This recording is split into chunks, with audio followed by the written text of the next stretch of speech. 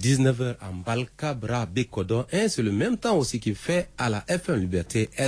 Ange est là pour nous faire vivre les actualités, n'est-ce pas, Alessandre? Oui, Toto, bonsoir, auditrices, auditeurs, bonsoir et bienvenue au 19h. Comme vous le dites, ensemble pour 20 minutes décortiquer l'actualité d'ici et d'ailleurs.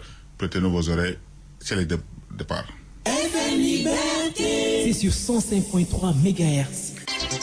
D'abord les titres, le mouvement citoyen Wakitama annonce ses couleurs. Il prévoit une marche pacifique le samedi prochain après l'interdiction formelle par les autorités en charge de la sécurité publique samedi passé pour des raisons du déroulement du baccalauréat deuxième session.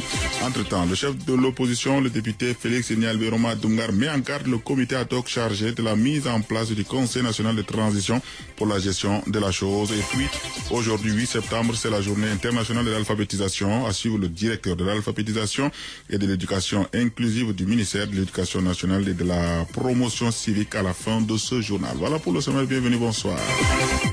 Ouvrons cette édition du 8 septembre 2021 par la minute du droit, découvrons ensemble l'article 47 relatif à la loi portant lutte contre la traite des personnes en République du Tchad en son chapitre 2 de l'assistance aux victimes. L'audition de la victime et ou du témoin au cours de la procédure judiciaire et ou administrative se tient dans le respect de sa vie privée.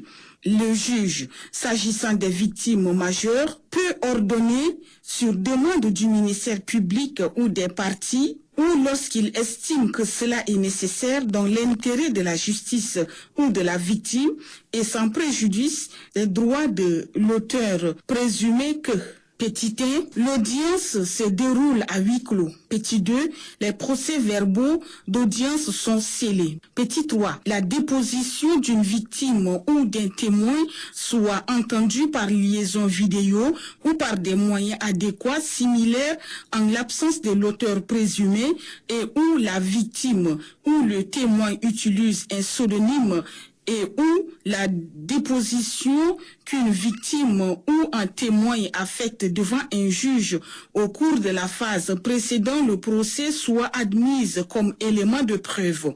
Pour les besoins de la procédure, les autorités judiciaires et les officiers de police judiciaire font appel en cas de nécessité à un interprète selon les modalités prévues à l'article 39 de la présente ordonnance. FM Liberté sur 105.3 MHz. Je le disais, interdite samedi dernier à cause du déroulement de la deuxième série d'épreuves écrites du baccalauréat selon les autorités en charge de la sécurité publique. Le mouvement d'action citoyen Wakitama annonce une marche pacifique ce samedi 11 septembre 2021. L'annonce est faite ce matin au cours d'un point de presse à la salle du 27 novembre 2020 de la radio Liberté pour le coordinateur du mouvement, Maître Max Loualngar. Ni les tentatives de déstabilisation, ni les démobilisations des individus de leur rang, ni l'achat de conscience ne sauront arrêter la marche d'un peuple debout vers son destin. Écoutez. La raison du report est fallacieuse, car si la marche du 7 août s'est déroulée normalement, pendant que se tenait la première session du bac avec plus de 97 000 candidats, ce n'est pas avec 22 739 candidats admissibles à la seconde session qu'une marche ne saurait se tenir. Rien ne pourrait entamer la détermination de Wakitama, qui a toujours eu une longueur d'avance sur le système, lequel fait montre, si ce n'est de sa mauvaise foi, du moins du respect et du manque de perspicacité tiré de l'incohérence de ses argumentations. Aussi, les citoyens, citoyennes, militantes et militants, sympathisants et sympathisantes de la coalition Wakitama, organisation de la société civile et des partis politiques, tous légalement constitués, convient les populations tchadiennes à sortir massivement sur toute l'étendue du territoire ce samedi 11 septembre pour exiger la révision de la charte du CMT, l'annulation des décrets et arrêtés mettant en place des comités non exclusifs d'organisation du dialogue national et surtout pour dénoncer les violations flagrantes systématiques des droits humains et libertés fondamentales. Ces revendications sont aujourd'hui renforcées par la déclaration conjointe signée le 31 août 2021 avec le groupe de réflexion et d'action pour l'appel du 1er juin 2021. Propos recueillis par Djegodoum Londoumay édite. Le chef de l'opposition démocratique, le député Romadoungar Félix Nialbé, par ailleurs président national de l'URD, attire l'attention du comité ad hoc chargé de la mise en place du Conseil national de transition de se débarrasser de l'influence de certains lobbies qui risquent de l'induire en erreur. C'est à l'occasion d'un point de presse qu'il a animé cet après-midi au siège du parti à Moussal. Romadoungar Félix Nialbé dans des propos recueillis par Grâce Louange Oudagé. L'actualité phare, c'est le dernier virage du cheminement vers la mise en place du Conseil national de transition. Cette étape doit être préparée sereinement par l'opposition démocratique tchadienne, dont l'existence ne souffre d'aucun doute de par les textes en vigueur la régissant, notamment la charte de transition et les textes subséquents non contraires. C'est pour nous l'occasion d'attirer l'attention du comité ad hoc chargé de la mise en place du Conseil national de transition à faire preuve de responsabilité en se débarrassant de l'influence d'un certain lobby qui tente à l'induire en erreur. Bon gré, mal gré, notre pays chemine vers une messe nationale que nous la voulons d'action de grâce et non de requiem. C'est dans ce sens que depuis un certain temps, l'opposition démocratique a commencé, sous la bannière de son chef, à mener de larges concertations en vue de préparer sa participation à ce dialogue national inclusif. Nous sommes à mesure de vous annoncer dès aujourd'hui la signature très prochaine d'une plateforme réactualisant la ligne de démarcation de notre composante politique. Certes, les malicieux de la classe politique et quelques gros commerçants de cette mare de notre cité, pour leur intérêt égoïste, fanfaronnent autour de l'inexistence de l'opposition démocratique, prétextant la période de transition. Cela s'appelle juste de la mauvaise foi. Toujours dans le cadre du dialogue, le haut représentant de l'Union africaine au Tchad, le Congolais Basile Ikouébé, a reçu le président du parti, les transformateurs Succès Masra et quelques membres de sa formation politique lundi dernier. C'était relatif aux consultations qu'il a entamées avec les différentes couches sociopolitiques au sujet de la transition militaire en cours. Succès Masra Kobles d'Ariston a interrogé, revient sur le contenu de son message adressé à l'Union africaine à travers son représentant lors de cette audience. Nous avons eu l'occasion, en tout cas, de dire à l'Union africaine, au nom du peuple tchadien, qu'elle a la dernière chance pour aider le Tchad à s'organiser pour son avenir. Si nous voulons un Tchad d'unité, c'est la dernière chance qui s'offre aux Tchadiens pour choisir leur dirigeance, pour asseoir la démocratie. Si tel n'est pas le cas, il n'y aura pas seulement un seul Tchad à gouverner, il y aura plusieurs Tchad à gouverner. Parce que si l'apartheid, si la confiscation du pouvoir par les armes est la règle, si le 2 poids 2 mesures est la règle, ce sont des choses que nous avons eu l'occasion de discuter à l'Union africaine, qui elle-même a demandé un certain nombre de choses qui ne sont pas aujourd'hui mises dans la charte. La modification de la charte, en l'occurrence, a été demandée par l'Union africaine, nous ne la voyons pas. Et les Tchadiens ne veulent pas de la mise sur pied d'un Conseil national de transition qui viderait donc la future conférence souveraine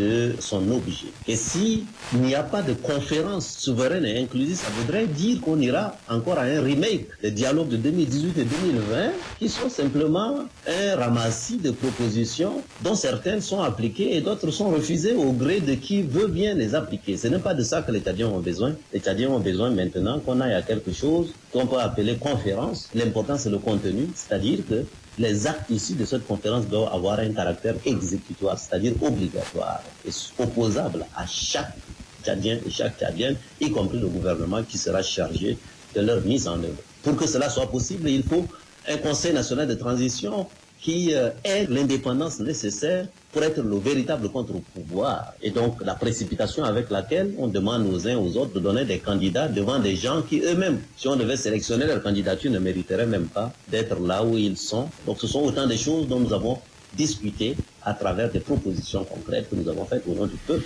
Autre volet de l'actualité, alors qu'il est 19h09, les élèves maîtres communautaires en formation à l'école normale d'instructeurs bilingues de Djamena boudent toujours l'organisation des examens de sortie CFN, entendez certificat de fin d'études normales. Au troisième et dernier jour de cet examen, ces élèves n'ont toujours pas composé.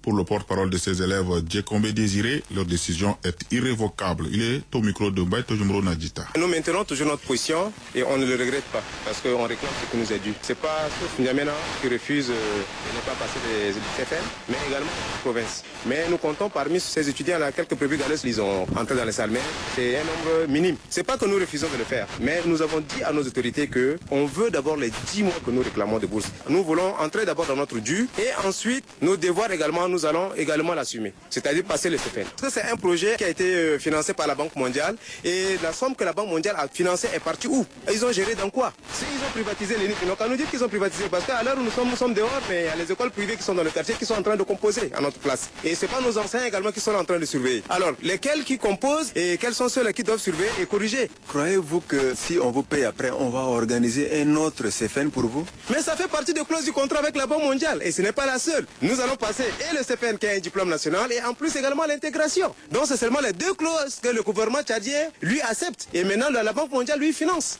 Donc ça fait partie des clauses du contrat. Dans le cas contraire, c'est à eux de répondre, c'est pas à nous.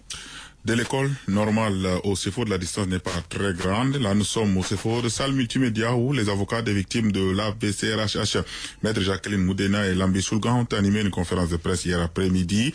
L'objectif de cette conférence est de rassurer les victimes que le décès du Sénabré n'entame à rien leur indemnisation, comme le fait croire les rumeurs qui circulent depuis la mort de ce dernier.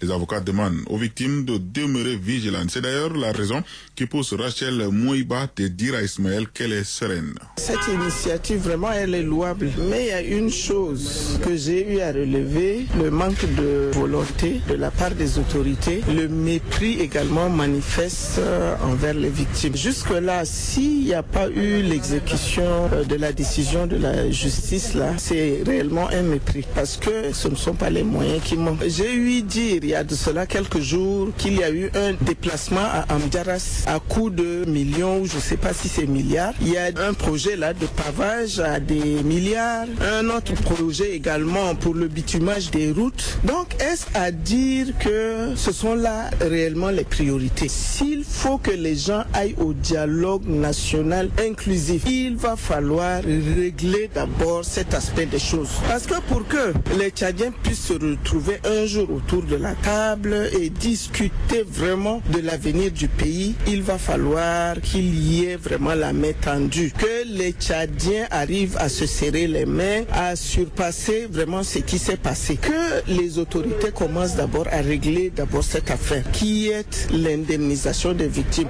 Ce qui est dit est dit. Quelques heures avant faisons un tour dans le 8e arrondissement pour parler de l'opération de pulvérisation des canaux de drainage des eaux de pluie hier soir au quartier Ndjari lancé par le maire de la ville de N'Djamena, Ali Haroun Baïtonyouro Nadjita, qui était présent pour le compte de la radio des droits de l'homme. Ce sont au total 36 agents pulvérisateurs répartis en 10 équipes qui sont mobilisés pour cette opération. Les produits utilisés pour la pulvérisation, le caotrine et le malathion, sont des produits homologués par l'Organisation mondiale de la santé OMS et certifiés par le ministère de la Santé publique du Tchad. Et donc, sans conséquence sur la population, a indiqué Ganga Rosna Rodrigue, directeur de l'assainissement, de l'environnement et de la santé à la mairie centrale de N'Djamena. Selon le maire de la ville de N'Djamena, Ali Haroun, cette opération vise à débarrasser les quartiers et les canaux de drainage des eaux de pluie des larves d'insectes, des insectes rampants et volants. Et nous avons préféré lancer l'opération dans le 8e arrondissement, qui est un endroit où tous les eaux de pluie de la ville traversent par ce canal-là pour arriver à la station de pompage de la Magie. Donc nous avons mobilisé tous les engins, tous les appareils nécessaires. Mais nous ne pouvons pas dire que nous allons éradiquer totalement les moustiques parce qu'il y a un travail à faire. Ce travail qui doit être fait, et si possible, nécessiterait même une pulvérisation aérienne. Mais compte tenu de nos moyens limités, nous pouvons travailler qu'avec nos moyens. Une initiative que salue le délégué du gouvernement auprès des communes de N'Djamena, le général Brahim Mamad Seïd. C'est la saison des pluies, beaucoup de moustiques et autres insectes qui pullulent dans tous les quartiers, dans tous les arrondissements de N'Djamena. Tout ce qu'on demande à la population, c'est d'être vraiment citoyenne et d'essayer de ne pas créer des mares où épargnent les moustiques possibles. L'opération concerne les 10 arrondissements de la capitale et durera tout le mois de septembre. La population est appelée à couvrir les produits alimentaires pendant les heures de l'opération fixée de 18h à 22h. Baïto Jumro, quelques heures avant le lancement de l'opération de pulvérisation, le premier magistrat de la ville a accordé une interview à Mbaïndor Alphonse, interview relative à l'occupation des rues par les agences de voyage et les commerçants pour la vente de leurs articles. À cet effet, le maire de la ville de N'Djamena, Ali Haroun, en appelle au bon sens de ses concitoyens, au respect des règles les plus élémentaires de vivre dans une cité. Écoutez. On voit comme là-bas le contournement, Chagua jusqu'à Palais-du-Caisse, si vous circulez à une certaine heure, c'est difficile. Et là aussi, nous avons tenu des réunions avec ces transports. Nous avons également tenu des réunions avec le syndicat, avec la chambre de commerce, de leur demander que les bus doivent être garés à l'intérieur des concessions. Pour les embarquements, ceci permettra à ces bus de libérer la voie publique et également qu'il y ait une fluidité de circulation. Et là, il n'y a pas encore un début de respect de ces mesures, mais nous allons appliquer ça. Et un jour, ils seront surpris, ceux qui exercent le commerce tout au long des voies. Nous ne les empêchons pas d'exercer le commerce parce que nous savons que c'est à travers ça qu'ils peuvent nourrir leur progéniture. Ils ne doivent pas exercer ce commerce sur la voirie. Mais là aussi, il n'y a pas une date récente. Nous avons mis une brigade qui est en train de mettre de l'ordre. Nous allons continuer à faire ce travail. Pour ceux qui utilisent certaines voies, je vois également sur la voie Nadinga qui va du pont à double voie jusqu'au palais de la démocratie et l'Assemblée nationale, le siège de l'Assemblée nationale. Il y a un désordre tout fait. Vous allez trouver des bennes qui stationnent pratiquement sur la voie publique. Ils détériorent même le bitume. Là, nous n'allons pas accepter que ce désordre puisse continuer. Donc, nos frères et sœurs qui exercent ce genre de commerce doivent nous comprendre. Mais nous voulons qu'ils soient disciplinés et qu'ils comprennent qu'ils résident une ville. C'est la capitale du Tchad. Vous allez voir tout au long du mur de la basilique, il y a pratiquement des bennes qui sont garées. On met du sable sur le goudron. Malgré le nettoyage du service de la propreté, c'est un désordre tout fait. C'est là où j'aimerais appeler la conscience des autres autorités municipales qui sont les maires des arrondissements. Ils ont aussi un rôle à jouer. C'est dans leur circonscription. Il ne faut pas qu'ils pensent que c'est seule la mairie centrale qui peut tout faire. Et puis, aujourd'hui, 8 septembre, le monde commémore la journée internationale de l'alphabétisation placée sous le thème l'alphabétisation pour une reprise axée sur l'humain, réduire la fracture numérique. Cette journée est aussi célébrée au Tchad. À ce sujet, Manta Larissa a appelé par téléphone le directeur de l'alphabétisation et de l'éducation inclusive du ministère de l'Éducation nationale et de la promotion civique, Remadji Nangodjal, en mission à SAR, qui situe l'objectif de cette journée et évoque en même temps les défis à relever. On l'écoute. La journée internationale de l'alphabétisation, pourquoi célébrer cette journée? C'est approfondir la compréhension du type de compétences en alphabétisation dont les gens ont besoin pour naviguer dans un monde numérique dans le contexte Covid et lié à l'enseignement et l'apprentissage de la lecture et de l'écriture et à la formation professionnelle. Deuxième objectif, partager et analyser les pratiques promoteuses en matière de programmes, de suivi et de l'évaluation ainsi que de financement, encourageant l'alphabétisation dans un monde numérique. Aussi, trouver les technologies numériques et les programmes d'alphabétisation efficaces qui puissent tirer parti des opportunités offertes par le monde numérique en vue de soutenir les progrès vers l'objectif de développement durable en son point 4. Le taux est de 78%, mais sur cette tranche de 78%, les femmes représentent 86%. La première difficulté ou des défis, c'est l'immensité du territoire tchadien. Et deuxième défi, c'est qu'au Tchad, l'allocation des ressources financières est faible. Troisième, c'est l'insuffisance d'infrastructures d'encadrement. C'est l'insuffisance des personnels d'encadrement, les conseillers en alpha, les cadres de conception en alpha. Cinquième, c'est l'insuffisance des instances pédagogiques. Et puis en page noire, le journaliste et producteur de nationalité camerounaise Amové est décédé ce mercredi 8 septembre 2021. L'annonce a été faite sur sa page Facebook. Amové officié à la France 24 après avoir travaillé à la RFI, à la CFI, Canal France International. Il a aussi fondé en 2000 un magazine intitulé Afrobiz et une chaîne de télévision panafricaine, US News, sur le bouquet Canal Satellite. Paix à son âme. Voilà. À 19h19, minutes et c'est fini. Mais avant de nous séparer, retenons simplement que le mouvement citoyen Wakitama annonce cette couleur et il prévoit une marche pacifique le samedi prochain après l'interdiction formelle par les autorités en charge de la sécurité publique samedi passé pour des raisons de déroulement du baccalauréat deuxième session. Pour les responsables, c'est une occasion de dire non au CMT et appelle toutes les couches sociales sur l'ensemble du territoire à sortir ce samedi 11 septembre 2021. Point final à ce journal réalisé par la bande de Dieudonné, mise en onde par Mingamba et Arsène. Je suis Alessio Onge. Très bonne soirée à tous et à demain.